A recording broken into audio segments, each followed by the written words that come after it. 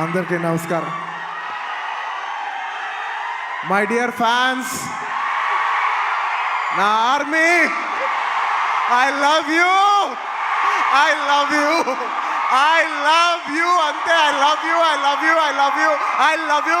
నా ఫ్యాన్స్ అంటే నాకు పిచ్చప్ప, నా ఫ్యాన్స్ అంటే నాకు పిచ్చి. Thank you, thank you, thank you, thank you. నేను ఎప్పుడు అంటుంటాను, ఏదైనా హీరోని చూసి అందరు ఫ్యాన్స్ అవుతారు. నేను నా ఫ్యాన్స్ని చూసి హీరో అయ్యా.